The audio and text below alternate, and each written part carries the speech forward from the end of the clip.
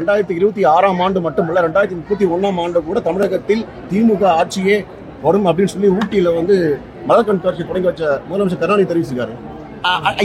ஐயா ஊட்டியில் கொஞ்சம் வெயில் குறைவுங்க ஐயா. வெயில் குறைவாக இருந்தால் எதோ பேச தோணும். சில இடத்துல அந்த இடத்துக்கான தன்மை. அடுத்து சென்னை வெயிலுக்கு வந்தால் முதலமைச்சருக்கு எல்லாம் தெளிஞ்சிரும். ஐயோ 2026 நம்ம தோற்றுருவோம். அதனால் ஊட்டியில் இருக்காரு, கொஞ்சம் தெரியாமல் இருக்காரு. கீழே இறங்கி சென்னை வெயிலுக்கு வந்தோடனே முதலமைச்சர் அவருக்கு எல்லாம் தெளிஞ்சு 2026 உறுதியாக தோற்போம் என்று மாண்புமிகு முதலமைச்சர் ஐயா ஸ்டாலின் அவர்களுக்கு தெரியும். எடப்பாடி பழனிசாமி தேசிய ஜனநாயக கூட்டணியில் இருக்கிறோம்னு சொல்லிட்டு அமித்ஷா அவர்கள் சொல்லிட்டு போயிருக்காரு. சரி, நேற்று ஓபிஎஸ் நாங்களும் அதே தேசிய ஜனநாயக கூட்டணியில் இருக்கிறோம்ன்றாங்க. அதை பத்தி உங்களுடைய கருத்து? அண்ணா, நேற்று ஓபிஎஸ் ஐயா உன்னுடைய பத்திரிகையாளர் சந்திப்பை நான் பார்த்தேங்க ஐயா. அதற்கு எங்களுடைய தலைவர்கள் இருக்கிறாங்க, பதில் சொல்லுவாங்க. நான் இந்த கூட்டணி இதுக்குள்ள நான் போக விரும்பல. ஒரு விஷயத்தை நன்றாக புரிந்து கொள்ள வேண்டும். எல்லோரும் எங்களோடு தான் இருக்கின்றார்கள், யாரும் எங்கேயும் பிரிஞ்சு போகல. அதனால் நம்முடைய கூட்டணியை பொறுத்தவரை அது வலுவாகத்தான் இருக்கு. அதை சில அரசியல் கட்சி தலைவர்கள், குறிப்பாக திராவிட முன்னேற்ற கழகத்தினுடைய கூட்டணியில் இருக்கிறவங்க தேவையில்லாத குழப்பத்தை விளைவிக்கிறாங்க. ஆனால் எங்களுடைய தலைவர்கள் இருக்கிறாங்க, ஒன்றும் பிரச்சனை இல்லை. ஏற்கனவே உங்களுக்கு சொல்லியிருக்காங்கன்னா, நான் இன்று ஒரு தொண்டனாக பணி செய்து கொண்டிருக்கின்றேன். சுப்ரீம் கோர்ட் பிரச்சனை கேளுங்க, பதில் சொல்றேன். பிரசிடென்ட் பவர்ஸ் கேளுங்க, சொல்றேன். எல்லா அரசியலும் கேளுங்க. நான் ஒரு தொண்டனாக என்னுடைய பணியை செய்து கொண்டிருக்கின்றேன். அது கூட்டணி அதெல்லாம் என்ன இருக்கோ நான் ஒதுங்கி இருக்கின்றேன். தொண்டனாக நடப்பதை பார்த்து கொண்டு என்னுடைய பணியை மட்டும் மோடி ஐயாவுக்காக செய்யறேன். வருகின்ற காலத்துல எங்களுடைய தலைவர்கள் அதை பத்தி பேசுவாங்க. தமிழ்நாடு முதல்வருடைய கேள்விகளுக்கெல்லாம் நீங்க தொண்டனா இருந்து செய்தி தகவல் சொல்றீங்க. உங்களுடைய தரப்பு செய்திகளை கேட்கும் பொழுது மட்டும் நான் தொண்டனா இருந்து செய்யறேன்னு சொல்றேன். இது எப்படி சார் பார்க்கணும்? இது ரொம்ப சிறப்பா தாங்க நீங்க பார்க்கணும். காரணம், தமிழ்நாடு முதலமைச்சரை ஒரு சாமானியனாக இருந்து நான் கிரிட்டிசைஸ் பண்ணலாம். அதுக்கு எனக்கு அதிகாரம் இருக்க வேண்டிய அவசியம் இல்லை. அண்ணாமலை என்கின்ற தனி மனிதன், ஒரு விவசாயி, தமிழ்நாட்டு முதலமைச்சருடைய எந்த விஷயத்தையும் கிரிட்டிசைஸ் பண்றதுக்கு எனக்கு கருத்துரிமை இருக்கு. அதே நேரத்தில் கட்சி யாருகிட்ட சேரணும் யாருகிட்ட சேரக்கூடாது எனக்கு தனிப்பட்ட கருத்து இருந்தாலும் கட்சி ஒரு முடிவெடுக்கும் பொழுது கட்டுப்பட்டுள்ளவனாக நான் இருக்கின்றேன். அதனாலதான் இந்த இரண்டுக்கும் இருக்கக்கூடிய வேறுபாடுங்க. தேசிய ஜனநாயக கூட்டணியில் இருக்கிறார். ஓபிஎஸ் அண்ணா எப்பவும் எங்களோட தான் இருக்கார். அவர் எங்கேயும் பிரிஞ்சு போகல. ஓபிஎஸ் அண்ணா எப்பொழுதும் எங்களோட இருக்கின்றார். பாரத பிரதமர் நரேந்திர மோடி அவருடைய இதயத்துல ஒரு ஸ்பெஷல் பிளேஸ் ஓபிஎஸ் ஐயாக்கு இருக்கு. அதுல எந்த மாற்று கருத்தும் இல்லை. அமித்ஷாஜி அவர்களுடைய அந்த விசிட்டை பற்றி உங்களுக்கு தெரியும். அந்த விசிட் அவர் வந்தது வேறொரு காரணத்திற்காக. அதனால அமித்ஷாஜி அவர்கள் என்டிஏ கூட்டத்திற்கு வரும்பொழுது அன்னைக்கு பேசுவாங்க. தமிழகத்தில் சட்டம் ஒழுங்கு பத்தி உங்களுடைய பார்வை? ஆனா தமிழகத்துல சட்டம் ஒழுங்கு இன்னைக்கு பாத்தீங்கன்னா ஊருக்கு ஒரு கொலை. கொங்கு பகுதியில் பாத்தீங்கன்னா வீடு புகுந்து விவசாயிகளை கொல்றாங்க. நம்முடைய தென் தமிழ்நாட்டுக்கு போயிட்டீங்கன்னா ஆணவ படுகொலைகள். சென்னைக்கு போயிட்டீங்கன்னா கூலிப்படை தாக்குதல். இப்ப தமிழ்நாட்டில் பிளேவர்னா ஒரு ஊர்ல ஒரு விதமான கொலை. ஆனா எல்லா ஊருமே இன்னைக்கு கொலை காடுகளாக மாறி இருக்கிறது. சட்டம் ஒழுங்கு அதல பாதாளத்திற்கு சென்றிருக்கிறது, எந்த மாற்று கருத்தும் இல்லைங்கன்னா. ஆனா முதலமைச்சர் ஐயா இன்னைக்கு ஊட்டியிலிருந்து பேசுறாங்க. சென்னை வெயிலுக்கு வந்தோடனே தெளிஞ்சிருவாரு. அன்னைக்கு அவருக்கு தெரியும் சட்டம் ஒழுங்கு காரணமாக அவருடைய ஆட்சி 2026 மக்கள் வீட்டுக்கு அனுப்புவாங்க என்பது மாண்புமிகு முதலமைச்சர் ஐயாவுக்கு தெரியும். சமசன் ஏதோ கேட்டாங்க, யாரோ கேள்வி கேட்டீங்க, நீங்க சொல்லுங்க. தேசிய அளவில் உங்களுக்கு ஏதாச்சும் ஒரு பதவி கொடுக்கறதுக்கு வாய்ப்பு இருக்கா?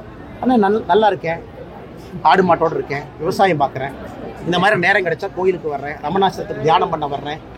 இந்தியா முழுவதும் உலகம் முழுவதும் சுற்றுவதற்கு ஒரு வாய்ப்பு. கட்சி சொல்ற பணி அங்கங்க செய்யறேன். எனக்கு இந்த பேர்டன் ஆஃப் லீடர்ஷிப், இங்க போகணும் அங்க போகணும், தலைவராக இங்க இருக்கணும் அங்க இருக்கணும் எல்லாம் தவிர்த்து என்னுடைய வாழ்க்கையில நிம்மதியாக இருக்கின்றேன். அதே நேரத்தில் மக்கள் பணி, நேற்று பார்த்துருப்பீங்க, வீட்டுக்கு வெளியே மோர் வச்சு வெயில்ல யார் மக்கள் போறாங்களோ தினமும் 2000-3000 பேர் மோர் குடிக்கிறாங்க. அதையும் அவர்கள் கொடுப்பதற்கு ஒரு பெரிய பாக்கியம். மக்கள் பணி இருக்கு, தேவையில்லாத வேற வேலையில் நான் மாட்டல. என்னோட பணியை சந்தோஷமா செய்யறேன். புத்தகம் படிப்பதற்கு நிறைய நேரம் கிடைக்குது. குழந்தைகளோடு நேரம் செலவிடுவதற்கு, தந்தையாக மகனாக ரொம்ப நாள் கழிச்சு எங்க அப்பா அம்மாவோட உட்கார்ந்து நிம்மதியா சாப்பிட முடியும். அதனால இது எனக்கு சிறப்பா தோணுதுங்கன்னா இதிலேயே பயணிக்க வேண்டும் என்று விரும்புகின்றேன். ஒரு தொண்டனாக நரேந்திர மோடி அவர்களுக்கு பணி செய்ய வேண்டும். என்னுடைய ஆசை பெரிது. தமிழ்நாட்டில் மாற்றம் வேண்டும் என்று நினைக்கக்கூடியவன். அதற்கான காலம் வரும். அது வரைக்கும் தொண்டனாக பணி செய்து கொண்டிருக்கிறேன். பல்வேறு கட்டுப்பாடுகள் இருக்கு. பெரியார் பல்கலைக்கழக துணைவேந்தர் ஜெகநாதன் ஒரு சிபிஐ விசாரணை போயிட்டு வந்திருக்கும் பொழுது பிரிவு உபச்சார விழா தமிழக ஆளுநர் வச்சிருக்காரு. அதை நீங்க எப்படி பாக்குறீங்க? நான் சாமானியனாக ஜெகநாதன் ஐயா அவர்கள் செய்ததில் எந்த தவறும் இல்லை என்று பார்க்கின்றேன். அந்த கேஸ் எனக்கு ரொம்ப டீட்டெயிலா தெரியும்.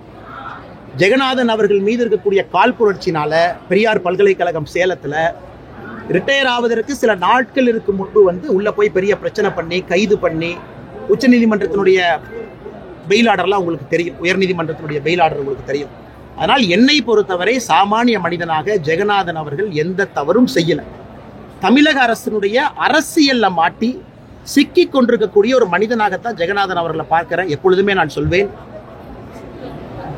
அரசனும் தெய்வனும் எப்படி கொள்வார்கள் என்று நமக்கு தெரியும். அதனால யாரு ஒரு பவரில் இருந்து அதர்மத்தை செய்யும் பொழுது அதற்கான விலை அவர்கள் கொடுத்தே ஆக வேண்டும்.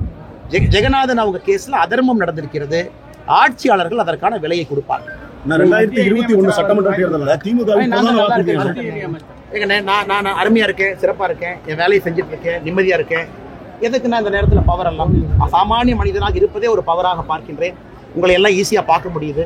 எதுக்கு என்னை கூண்டுக்குள்ள போட்டு அடைச்சு வைக்கிறீங்கன்னு நினைக்கிறீங்கன்னா, நமக்கான காலம் வரும்பொழுது பறக்க ஆரம்பிப்போம், என்னை கூண்டு கிளியாக இருப்போம். 2021 சட்டமன்ற தேர்தலில் திமுக பிரதான வாக்குறுதியான பழைய பென்ஷன் திட்டம் இதுவரை நிறைவேற்றப்படவில்லை. இதனுடைய தாக்கம் 2026 தேர்தலில் எதிரொலிக்குமா? ஆனா திமுக பழைய பென்ஷன் திட்டத்தை நிறைவேற்ற வேண்டும் என்றால் திமுகவுக்கு நிறைவேற்றுவதற்கு முழு உரிமை இருக்கு. உதாரணத்திற்கு காங்கிரஸ் ஆட்சி அவங்க இந்த மாதிரி நாங்கள் வரப்போறோம் அப்படின்னு ஹிமாச்சல பிரதேசில் சொன்னாங்க. நாங்கள் வந்து பழைய பென்ஷன் எடுக்கிட்டு நம்ம புது பென்ஷன் எடுத்துட்டு பழைய பென்ஷனை கொண்டு வர்றோம். வாக்குறுதி கொடுத்து வந்த ஆட்சி. இன்னைக்கு நீங்க ஹிமாச்சல பிரதேசனுடைய காங்கிரஸ் ஆட்சியை பாருங்க, அவங்க கொண்டு வர முடிந்துதான் முடியலையா? தமிழ்நாட்டினுடைய முன்னாள் நிதியமைச்சர் ஐயா பிடிஆர் அவர்கள் சொன்னாங்க, வாய்ப்பே இல்லை, சாத்தியமே இல்லை, பழைய பென்ஷன் திட்டத்தை கொண்டு வர முடியாது. அதனாலதான் பிரதமர் அவர்கள் உங்களுக்கு தெரியும், இன்னைக்கு பழைய பென்ஷனும் இல்லை, புது பென்ஷனும் இல்லை. பிரதமர் அவர்கள் இன்னைக்கு இது ரெண்டையும் தாண்டி இன்னொரு பென்ஷன் அறிவிச்சிருக்கிறாங்க. அது நமக்கு தெரியும்.